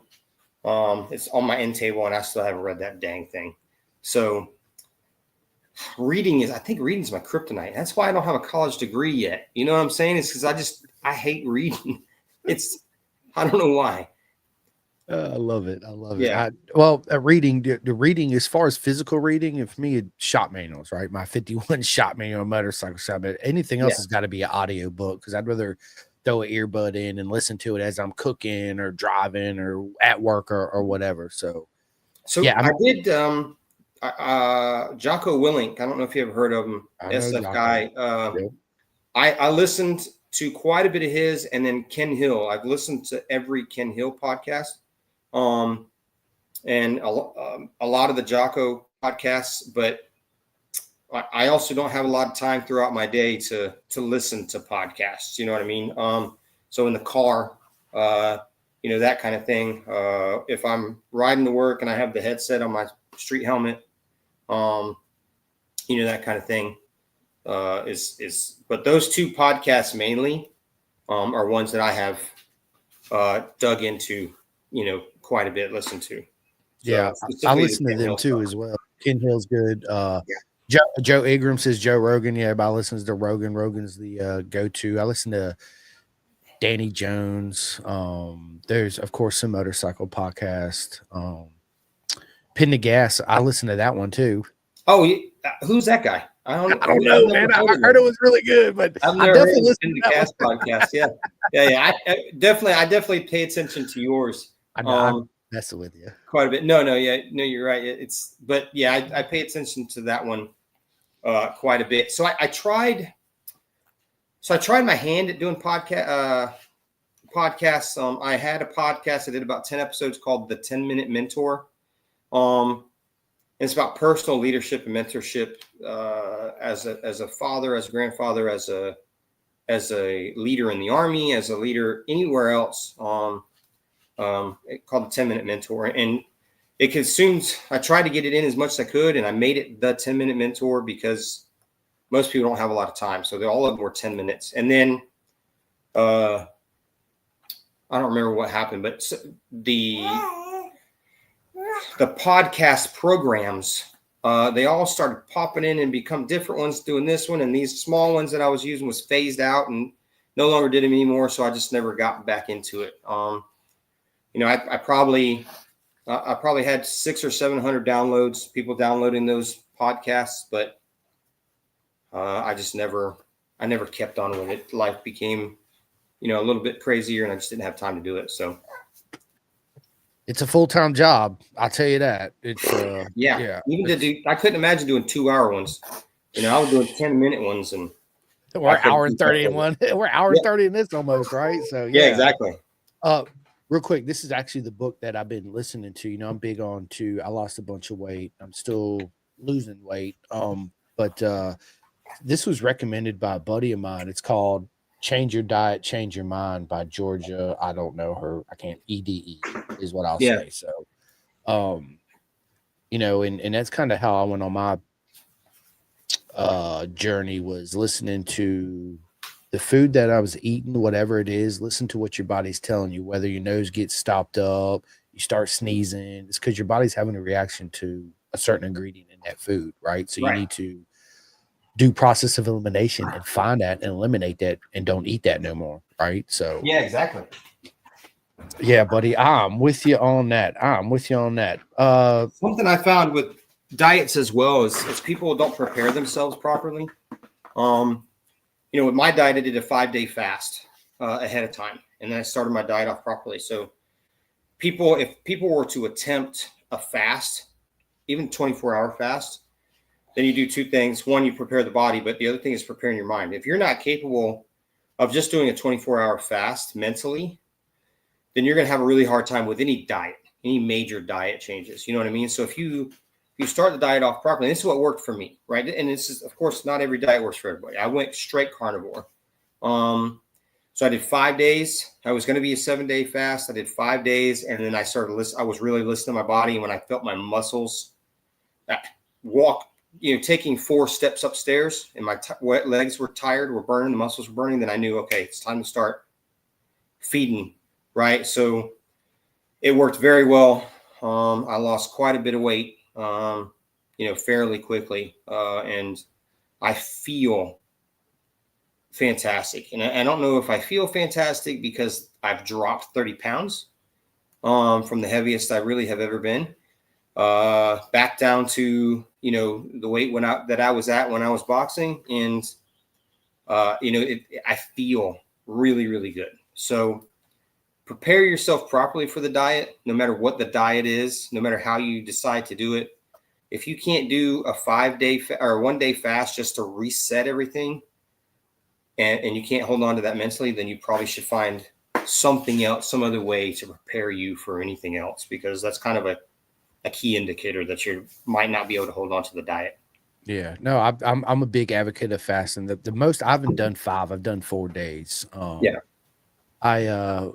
It's all mental too, right? It's like, yeah, I'm hungry, but I'm not hungry, blah, blah, blah. Once you get through that, yeah, you start eating. Another thing too to help me is fist size portion. This is as big as my stomach. This is all the food I need to put in it, right? Because it takes a minute for your stomach to say, okay, I'm full, and send it to your brain, and you're still stuffing it because you don't feel full. And all of a sudden you're like, oh my God, I feel miserable. I just want to throw up and all this, right? So yeah, you're right. The all meat diet, it's just like I told my buddy, he's trying the whole vegan thing. I was like, look, bro, dude, when we was cavemen, we weren't eating vegan, bro. We were eating freaking meat, dude. That's where meat eaters. We are carnivores. Like that's what we need to eat. Yeah, yeah.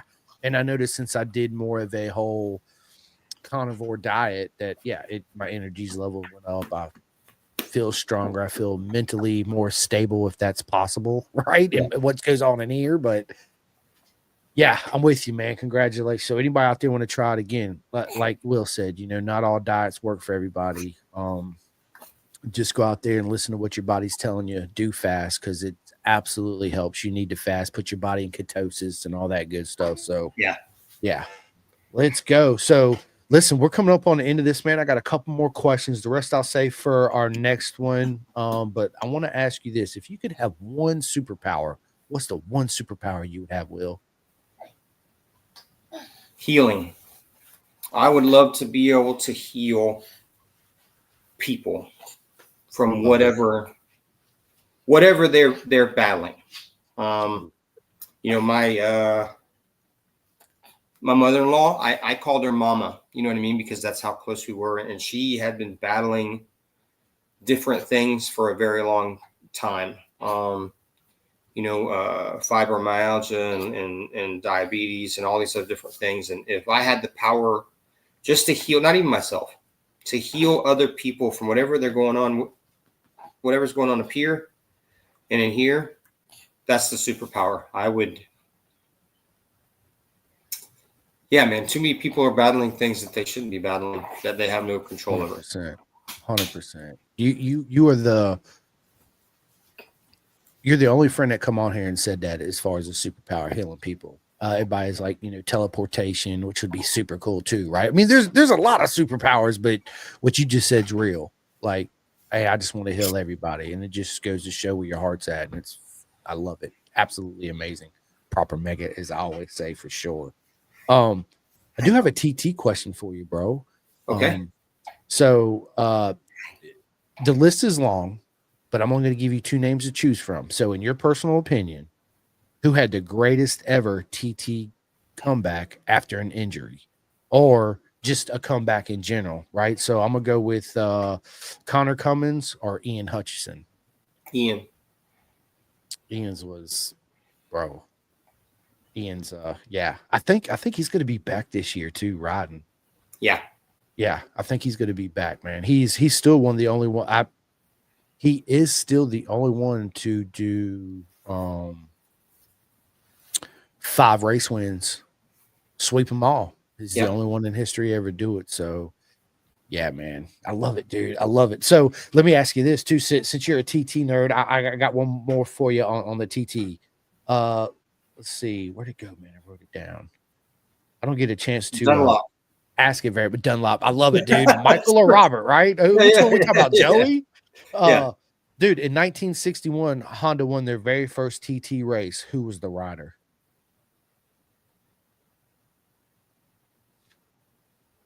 Wasn't Augustini, was it? Mike the Bike Hellwood. Haywood. Yeah. And in my opinion, man, Hellwood to me had one of the greatest, if not the greatest TT comeback. And this is why I say that. Some people give me shit. They're like, but they come back from injuries. I get it. But try not racing the Isle of Man for 11 years and then coming back and winning. Like the track's changed. The hedges are not there no more. There's new mailboxes. There's different breaker markers. Like coming back to win after 11 years is like, yeah, there's a pint of Killian hanging off the wall instead of a pint of Budweiser, that kind of thing. yeah, exactly. Yeah. So for sure. Bro, if you could travel back to any era of time, what era of time would you travel back to?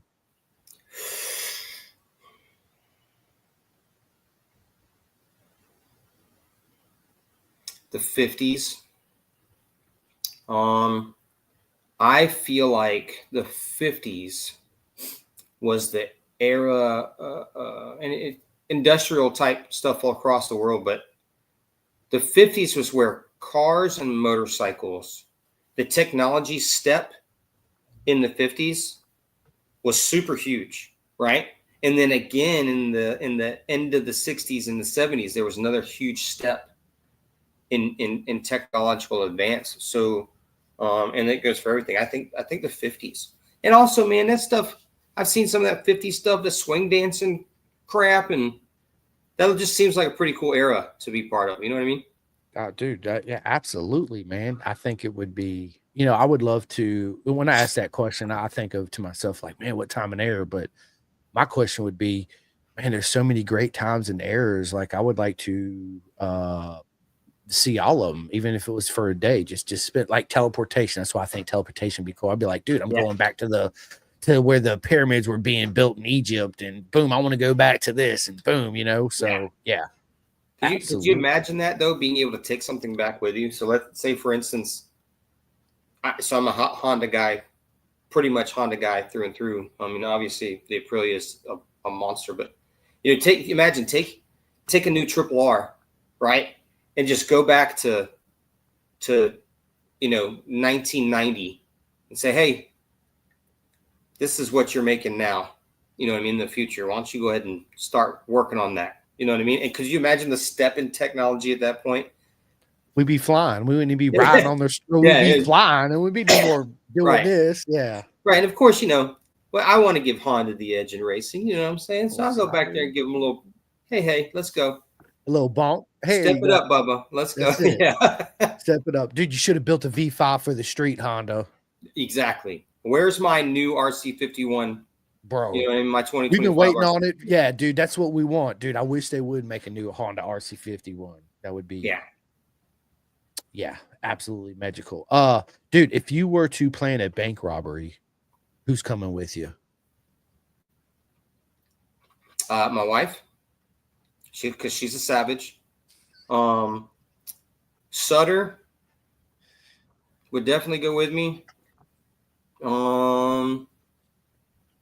And then I got a couple of guys that I was on a SWAT team with that would go with me as well. But when I spent about 8 years doing SWAT training and certifying and being a SWAT officer and a counter sniper, a SWAT counter sniper. So some of those guys that were on that team with me, absolutely. I love it, man. I love it. I love it. I love it. Well, Will, bro, this has been absolutely amazing. I do have one more, and I asked this to a lot of people. If money was no object, you ran your own superbike team in Moto America. What is the current manufacturer, which I already know the answer to that you would run, and who are the two current riders on the grid? They could be Super Sports, Twin Cup, whatever, that you would put on your bikes. Okay, so do they have to be? So I know what we're competing in, but do the riders have to be the people that are in that series already? Anybody you want to put on them. So here's me as a person, the kind of person that I am. I'm going to get the nobody that I know is quick, that just doesn't have the funds to get there, that I know could be. So Honda, obviously. Honda. Moto America or MotoGP. And then I would take a couple of my homies here at the house and put them on those bikes, because I feel like guys like, Terry Cooper and Jake Sutter and Didi and the dudes that I, that I know here, and that I could flood them with funds that I know would be super fast. And while they might not be winning, I'd want to give them the opportunity to showcase what they're capable of on the proper technology. I love it, man. I love it. I love it. Giving somebody a chance that otherwise wouldn't have a chance because this Right. is so expensive, Because it's always in your head, right? That's always in your mind. You look at these guys that got tons of money and be like, if I had that kind of money, could I do it? You know what I mean? If I had that kind of bike, could I do it? Now, I love the fact that I'm able to be quick on old, crappy, rudimentary stuff. But, it's always something that in everybody has it in the back of their mind. You know what I mean? Is, could I do more with more? Could I do better with more? So. Yeah, that's a fact. That is a fact, my friend. Well, listen, Will, this has been an absolute honor. I enjoyed our almost 2 hours on this podcast, right? Like, I love it, dude. It goes by so quick. But first thing, I'm gonna let you end it. But first thing I want to say is thank you to everybody that watches the podcast. Without Will coming on, without everybody else coming on, I would not be able to do this. So it's nothing but love to all you guys and girls. If you have not had a chance, please go hit that like and that bell, the ding, ding, ding. You guys know the deal. Couple shout outs real quick. Next Level Financial, take control of your financial future. Hit up Next Level Financial, bisontrack.com for all your leather needs. It's 2025, people. Do yourself a favor, get you a full custom suit. Take that off the rack suit, get a backpack made, a purse made, something out of it. Give it to your wife, your daughter, your friend, whoever. Get you a custom suit. Big shout out to Chef Eats. My buddy Jeff Servin that owns Chef Eats, TST Industries, the clothingkings.co.uk. You guys can go to that website and get all your Pin to Gas merch. Superbike Supply, hashtag do it for dad, SFL Mini GP. Anybody's interested in doing riding on the track, learning or anything, getting your kids into it, look no further than that. You guys can go to miniusasbk.com and register and sign up. Big shout out to RD Racing, my mate Jake Marsh out there in BSB. Vet 2 Track for all my vets out there. My buddy Jim Whitman has a program. Yes, Vet 2 Track. His whole motto is curing PTSD one lap at a time. Flying Eyes Optics for your sunglass needs. You guys can use the discount Pin to Gas. Also for Chef Eats, there's a discount code Pin to Gas too. Big shout out to 64 Degree Racing for all your undersuits. Of course, I'm a Bison ambassador. I have a one-piece Bison suit, which I love. It's got the man zipper, which is a game changer. But I also love my two-piece suits too as well, right? Depending on what mood I'm in. But the past 2 years, Tate has been supporting me, and he sent me 2 custom undersuits, one last year, one this year, and they're my absolute favorites. There's another one too, a good friend of mine. Her name is Aliki Venom Sport. I know everybody's heard of Venom undersuits. I got one of those coming too, which I'm super excited to try out. One thing I do want to do, Will, is I would love to start doing like 10-minute little quick product reviews on everything that I get from people, right? Just give my honest opinion. Hey, this is what I love about it. This is what I kind of don't like about it. Maybe a little improvement here or there. I think it'd be kind of cool. I don't know. What do you think? Yeah, I think that's perfect, man. And you're bringing products to showcase that some people might not see. We all see the big wigs, right? We all see Arai. We all see Show. We all see that kind of thing. And there might be that new that new product that's just come out from this low-level manufacturer. So perfect example, Canyon Dancer. A lot of people say things about Canyon Dancer, but they're a one-man band, right? And Canyon Dancer was my first sponsor, and the only thing that guy could afford to do was send me a Canyon Dancer, and that I'm forever appreciative. So, you know what I mean? The smaller things, people need to get knowledge of those smaller individuals that just aren't out there. 100%, man. 100. Yeah, I'm gonna start doing that for sure. See, Ghetto Customs. If anybody's in the industry dude, look no further than Ghetto Customs for all your body work. Carnes Performance if you're in Pennsylvania, Carnes Performance, KYT helmets, K-Tech suspension. If you're in North Carolina, RTR Ready to Race. If you're in Virginia, Coleman Power Sports. I need everybody to go to roadracingworld.com and sign up and donate to the air fence. It's imperative that we have that. Every donation helps. If we didn't have the air fence, the corner marshal workers, big shout out to everybody in the beautiful circus that does corner marshal working. If it wasn't for you guys and girls, we would not be able to do there. So go to roadracingworld.com, sign up for the air fence, donate, please, and thank you. We all appreciate you. Big shout out to STG, Brian and Max Van. There was a tongue twister there for a second. Yeah. Bro, big shout out to I got 3 buddies in the industry that make amazing graphic kits. One is Drippin' Wet, the other one is REB, and the other one is GRG. One's Gus Rodeo Graphics, right?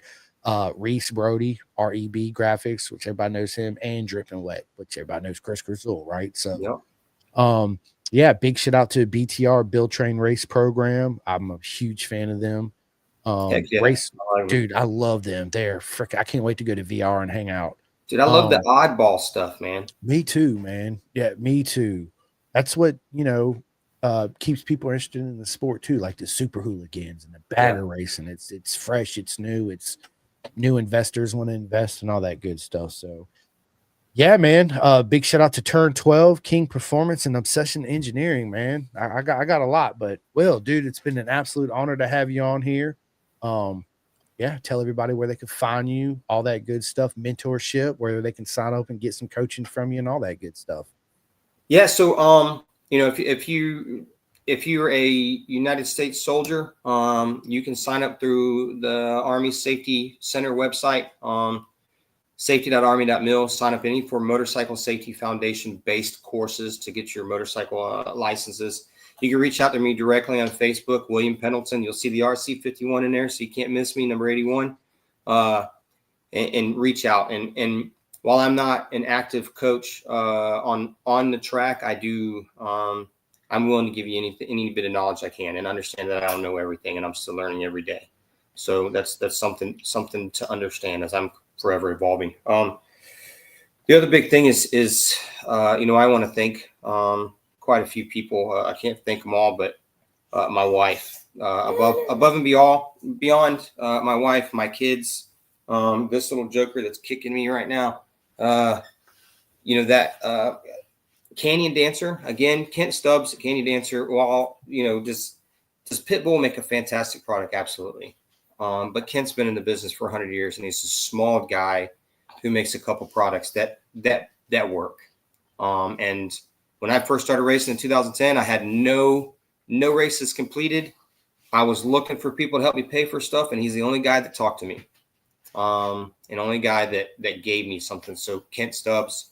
Rob Oliva is the other one at LM2. While he didn't give me any products, the guy just filled me with as much racing knowledge as he could. LM2, Rob Oliva at LM2, thank you. I'm forever grateful, man. And then Jeremy Sellers at Dark Horse Art Studios, another guy that is a great friend of mine and helps me out with racing as much as possible. Didi's Racing team, the guys that we do endurance racing stuff with, the Savannah Gypsies, everybody here in the Savannah area that I am friends with. If you want to do something hilarious, Chris, you need to do a joint, a group podcast with the folks of the Savannah Gypsies. Terry and his wife and Jake and Dee and then Will and Heidi. And then Jessica Martin, a BTR racer. She did the first year of BTR. She's part of that crazy psychopath group that we have here in the Savannah area. They'd be hilarious to talk to. What's it called again? Savannah Gypsies is what we call ourselves, or what they call themselves. It's just a group of locals. Will is in the pit crew for Moto America, and we have they're both rider coaches. Jake Sutter's a rider coach for N2 as well, and they're all a bunch of locals that we all kind of started. Most of us kind of started out being, squiddly as hell, and have all progressed into doing tracks. And now a lot of these folks that, I kind of helped get faster, like Jake, is now a rider coach, and he's wicked fast. You know what I'm saying? And Didi, his old fart, but from South America. He's hilarious as well. So you get those jokers together on a podcast, and you're going to have a good stinking time. You might want to make it long, though. I got to tell you that, because some of them like to talk a little too much. Well, listen, you know them all. I might have met some of them. Let's make it happen. Start a group text message with all of us. Add all of us to it, and we'll sit down. We'll definitely make it happen, man, for sure. Rock on. And you, I'm going to give you a shout out, because something that you don't see in the industry, right, is you see these people doing these podcasts, and who are they all doing podcasts with, or who are they all talking to? They're all talking to Jay Gagne and, you know what I mean, SDK, and they're talking to the guys that are winning these big races. And you give super slow, super broke jokers like myself the opportunity to come on and talk, man, and just talk about not just motorcycle stuff. You want to know who we are.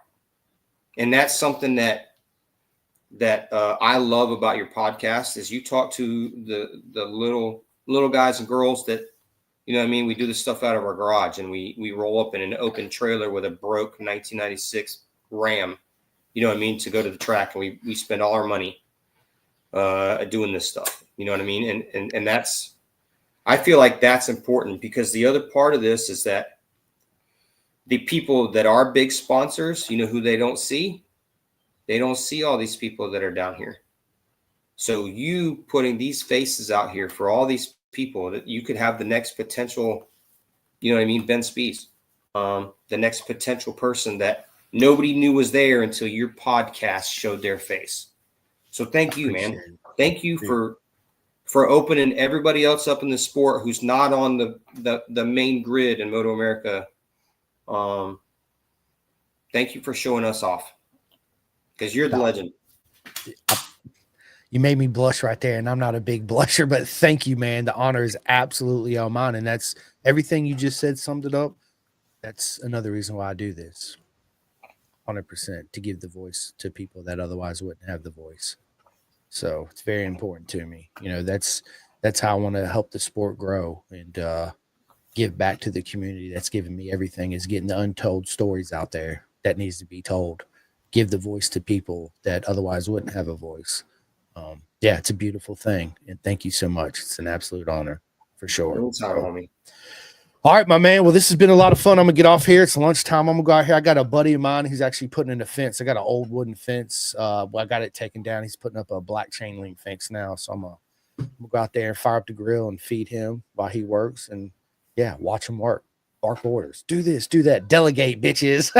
I love it. No, Hey, I have a change to my superpower. Dude's like this Moto Shades guy that's just filling your thing up with crap. I'd like to be able to get rid of those jokers, those scammers. Yeah, dude, me too, man. Like, you know, he's putting all this stuff up, and I told this before, Will. So this guy right here, people, I know you guys are still listening. I went out on a limb. I got some shirts made by him. Okay. When I got the shirts, you can't even wear them. Like, I got some still over here. Like, I threw most of them away. You can't even get it over my head. And he's sitting here saying that I gave him half up front for 50 shirts. Hey, I give you half up front. It's unknown. I don't know you. You don't know me. You're a different country, yada, yada, yada. You know, you got on a limb sometime. Well, he's demanding me pay him the rest of his money for shirts that I can't even wear or sell. So there you go. That's it. So, yeah. And he's threatening to put me on blast, all this. Have at it, my friend. Good luck. Anyway. Rant done. Rant done. Rant done. Moto Shades. Good luck, baby. Let's go. So anyway, Will, this has been an absolute honor. You got my number. Start that group chat up so I can get everybody on the same page. What I'll do is I'll send everybody a link, a video link, so we can all sit down in a group, meet each other, see each other. I'll take a bunch of notes on topics and subjects and all that good stuff. So let's go, man. Looking forward to it. Tell all your family I say hello, give everybody hugs for me.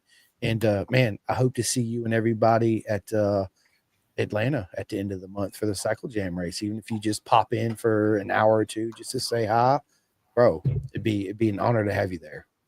Yeah, brother. I appreciate you, man. You have a good weekend. Yep. Y'all too. Y'all be good. And see you, world. All righty.